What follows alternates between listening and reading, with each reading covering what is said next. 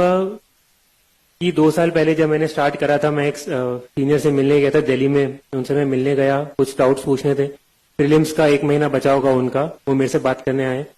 उन्होंने मुझसे पूछा कि बताओ क्या बात करनी है। तो मैं ऐसे जनरल गाइडेंस लेने लग गया कि सर कैसे स्टार्ट करते हैं, ये क्या करते हैं।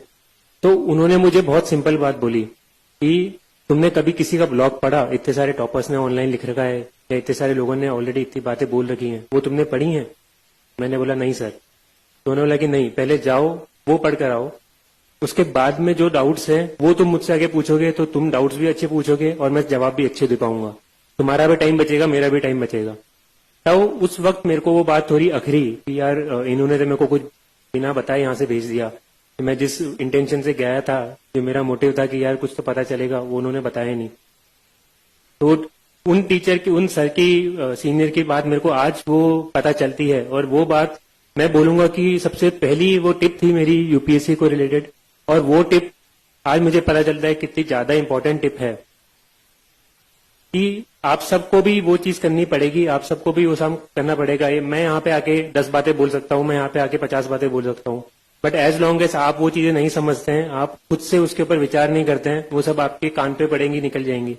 मैं भी यहाँ पर आया हूँ, तो अगर आप सब लोग यहाँ पर इस हॉल के अंदर हैं या जो भी वीडियोस पे देख रहे हैं, आप सब किसी पर्टिकुलर रीजन से यहाँ पर आए हैं, कोई कारण है आपका यहाँ पे होने का, तो कोशिश करिए कि वो चीज आप समझ पाए। आप यहाँ पे कोई मूवी देखने नहीं आए कि हॉल में जाके 1-2 घंटे बैठ के मूवी देख के आ गए। यहाँ पे या कहीं पे भी इन जनरल लाइफ में ज्ञान बहुत जगह मिलता रहता है, ज्ञान बहुत सारे लोग बोलते हैं। वो कौन सा ज्ञान आपके काम का है, उसको कैसे पिक करना है, उसको कैसे अपनी जिंदगी में अप्लाई करना है, वो आपकी रिस्पॉन्सिबिलिटी है। तो इसलिए आराम से सुनिए जो भी मैं बोल रहा हूँ, कोशिश करिए क्या आप पे अप्लाई होती है, क्या आप पे रिलेवेंट है। मैं ये नहीं बोलूंगा कि मैंने जो भी बात बोली सब सत्य है। मेरा एग्जाम एक बार में क्लियर हो गया तो मैंने जितनी गलतियां करी होंगी वो हाइड हो चुकी हैं, किसी को पता नहीं चला मैंने क्या गलतियां करी हैं। 4 अप्रैल तक मैं जो भी करता था, जो भी सोचता था, वो मेरी खुद की थिंकिंग थी, वो मेरा खुद का पढ़ने का तरीका था। फिर वो रिजल्ट आया तो अब सब कोई उसको जानने लगे, सब उसको सही मानने लगा कि यही सही तरीका है। सही तरीका कुछ नहीं होता है, सही तरीका आपका जो तरीका है जिससे आपको समझ में आता है वो सही तरीका है। इसलिए जो भी, ना केवल मैं, आप कहीं से भी, इवन कोई टीचर भी या कोई भी फीडबैक आपको मिल रहा है तो आपको एक बार समझना है कि वो आप पे कितना लागू होता है। उसके बाद में ही आपको उसे अपने स्ट्रैटेजी के अंदर डाल के आगे बढ़ना है। कोई आपको यहाँ पे कोई जड़ी बूटी नहीं देगा कि यार ये चीज कर लो तुम एग्जाम क्लियर कर लोगे। जितेंद्र सर ने कल बात बोली थी, इलाहाबाद में फेमस है, बाबा बनाते हैं। वो सब लोग फालतू की बोल के चले जाते हैं, बोलते कि ये कर लो वो कर लो, वो कुछ नहीं होता है। करना सब आपको है, ये एग्जाम पूरा आपका है। मैंने भी कोचिंग करी थी, उसके बारे में थोड़ा बताऊंगा, बट उसका भी एक लिमिटेड रोल था। उसके ऊपर मुझे भी साल भर बहुत मेहनत करनी पड़ी थी, उसके बाद में वो रिजल्ट आया था।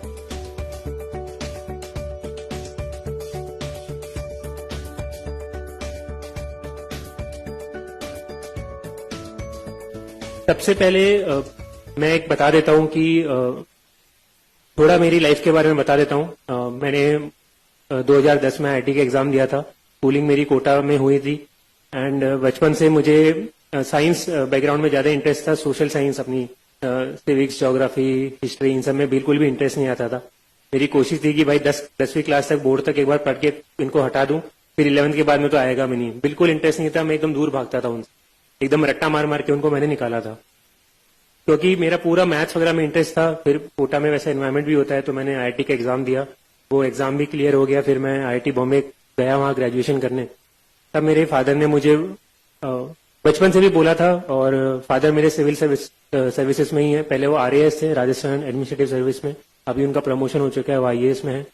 उन्होंने मुझे बोला था, उनकी खुद की इच्छा भी थी कि वो आरएएस में, तो चाहते थे मुझे एज ए आईएएस देखना।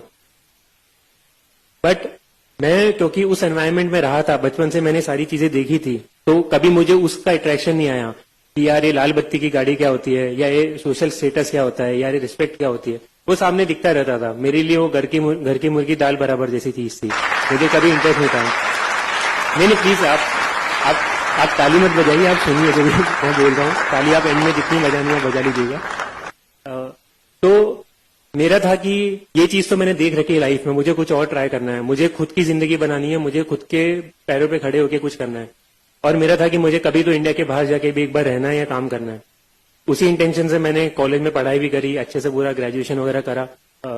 और 2014 में जब मेरा फाइनल ईयर था, ग्रेजुएशन हुआ, तब मुझे सैमसंग साउथ कोरिया में जॉब ऑफर मिला था प्लेसमेंट्स में कॉलेज के अंदर। तो तब मुझे बहुत खुशी हुई कि यार बचपन से मेरी ये इच्छा थी, दिली इच्छा थी कि मुझे एक बार बाहर जाना है और वो अपॉर्चुनिटी मेरे सामने है। फिर मेरे फादर ने तब एक बार फिर से बोला कि तुम अभी ग्रेजुएशन कर चुके हो, तुम एलिजिबल हो चुके हो यूपीएससी लिखने के लिए, एक बार कोशिश करो। क्योंकि उन्हें पता था कि मेरे अंदर कितना पोटेंशियल है। मुझे खुद को लगता था कि यार ठीक है, एप्टीट्यूड वगैरह ठीक है, जनरल साइंस मेरे बस की बात नहीं है। मैं कभी न्यूज़पेपर भी नहीं पढ़ता था कि ये मुझसे कभी नहीं हो सकता।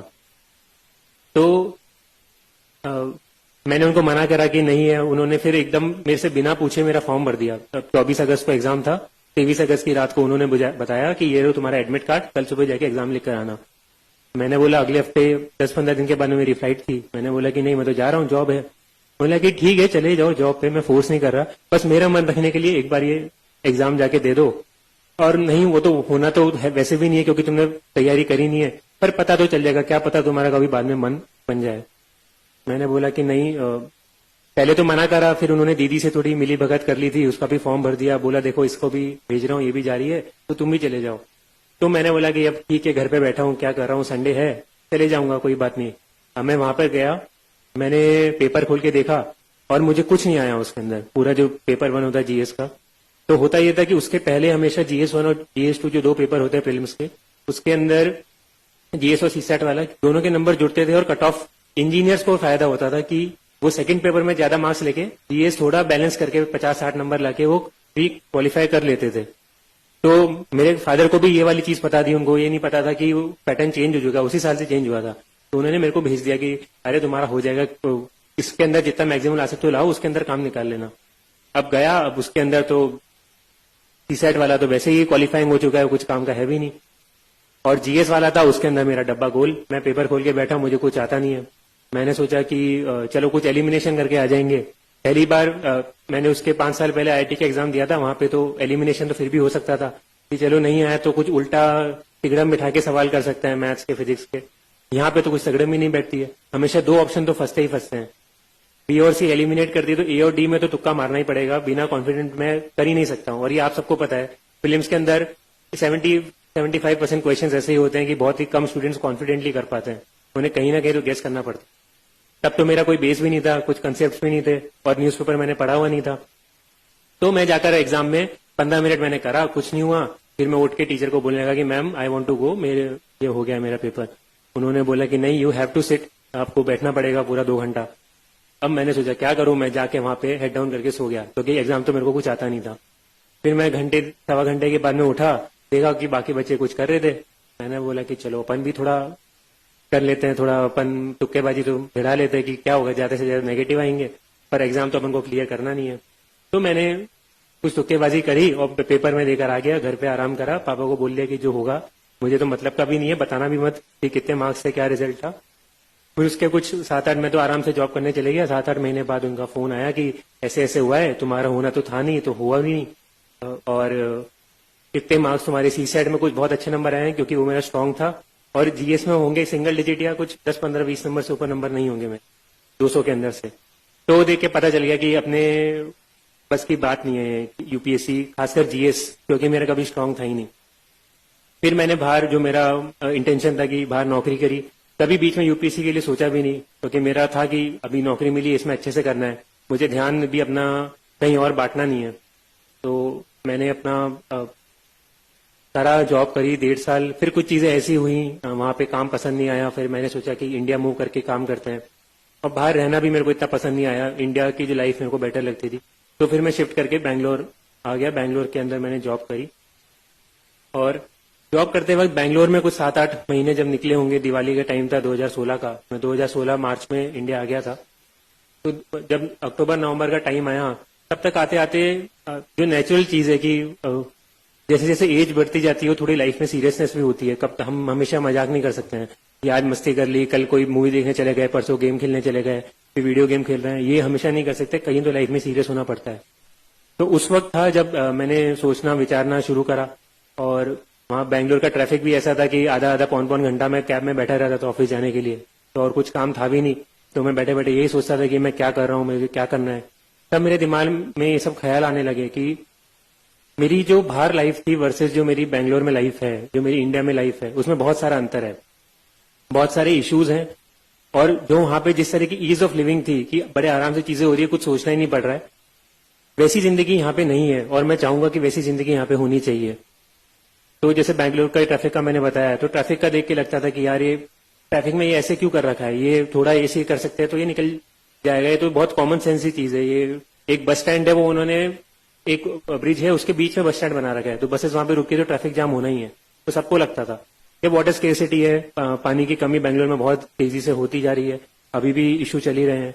तो तब से मुझे लगता था कि यार ये सारे चैलेंजेस हैं, और अगर मैं बाहर बैठे बैठे अगर मैं इंडिया में रह रहा हूं और अगर मैं इनको बस क्रिटिसाइज कर रहा हूं कि ये क्या है, ये गंदा है, बाहर अच्छा था, तो मैं मतलब इतना मेरे को इधर मिला है, मैंने सब कुछ पढ़ाई करी है, तो मैं उसके साथ ही गलत चीज कर रहा हूं। तो अगर उनको इम्प्रूव करना है तो वो मैं बाहर से कोस नहीं सकता हूं, मुझे खुद को जाके चेंज करना पड़ेगा। तब मैंने थोड़ा सोचना स्टार्ट करा। फिर वो पहले से दिमाग में यूपीएससी वाला तो एक्सपीरियंस था ही, पता था कि जॉब कैसे होती है, क्या क्या अपॉर्चुनिटीज होती हैं, कौन कौन से सेक्टर्स होते हैं। मेरे फादर, मेरे ताऊ जी भी सिविल सर्विसेज में ही हैं, और फादर के कुछ सीनियर्स हैं, वो बचपन से एक दो बार मैं मिला हुआ था उनसे, तो मुझे आइडिया था थोड़ा बहुत कि यहाँ पर मैं आऊंगा तो कुछ तो सेटिस्फाइंग मिलेगा। एट द सेम टाइम मैं बैंगलोर में जो जॉब कर रहा था वहां पे मैं 8 to 8, 9 to 9, 10-12 घंटे दिन के मेरे उसमें जाते थे। महीने के एंड में मेरी सैलरी आती थी, काफी अच्छी सैलरी थी, बट उसको ना मैं कहीं यूज करता था, ना उससे मुझे सेटिस्फेक्शन मिलता था कि यार मैं कुछ अच्छा इंप्रूव कर पा रहा हूँ या कुछ भी अच्छी चीज हो रही है उससे, बस से मेरा फायदा हो रहा है। और मेरा फायदा भी वो केवल मॉनिटरी फायदा है कि मैं आज जाके अगर मैं मान लो 1000 रुपए की शर्ट खरीदता हूँ तो मैं कल जाके 5000 की शर्ट खरीद लूंगा, उसके ऊपर तो मैं खर्च कर भी नहीं सकता हूँ। तो मुझे लगने लगा, फिर मैंने घर पे बात करी, अपने फादर से बात करी, बीच में यूएस वगैरह का ऑप्शन भी आया कि मैं यूएस भी शिफ्ट कर सकता हूँ, वहां पे पढ़ाई की भी अपॉर्चुनिटी मिली। बट फिर बीच में मेरे ऑफिस वालों ने मेरे को महीना 2 महीना वहां पे भी भेजा। तब मुझे वहां की भी लाइफ देखी, मुझे पता चल गया कि नहीं, कोरिया भी पसंद नहीं आया, यूएस भी पसंद नहीं आया, मतलब अपन को बाहर रहना पसंद नहीं है, अपने लिए इंडिया सही जगह, अपन को इंडिया में रह के ही कुछ अच्छा करना। इसलिए फिर मैं सोचने लगा कि यूएस का तो मैंने ऑप्शन कैंसिल कर दिया और घर पे बात करने लगा।